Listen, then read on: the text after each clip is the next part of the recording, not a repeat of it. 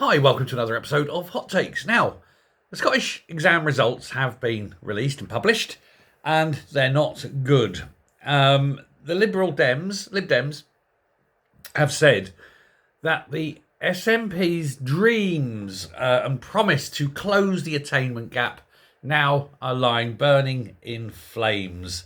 They're lying in ruins. They are unachievable. They said that they've made, as well, such minuscule progress as to be meaningless. Well, call it as you see it, matey. Willie Rennie, the party's education spokesman. I do like Willie Rennie, I've got to be honest, one of the few I do like.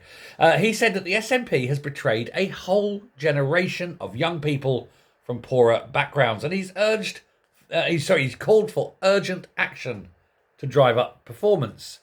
But what are you going to do, Willie? What are you going to do? The trouble is, poor people always have struggled where the wealthy fly, because the wealthy have they have the resources.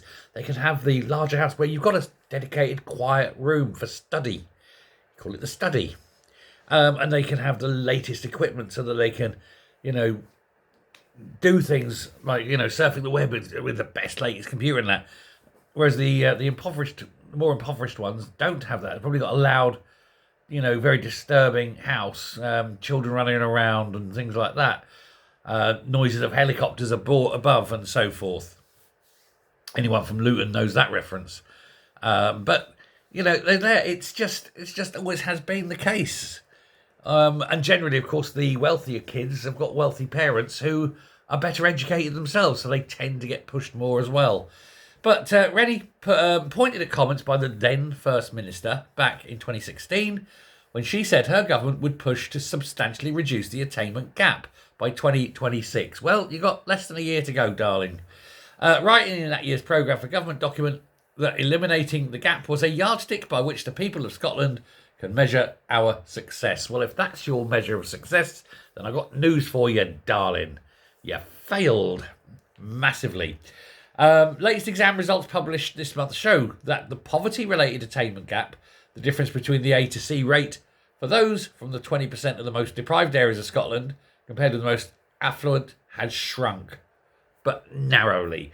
National 5 rate dropped from 17.2 to 16.6, while Highers saw a small dip from 17.2 to 17.1.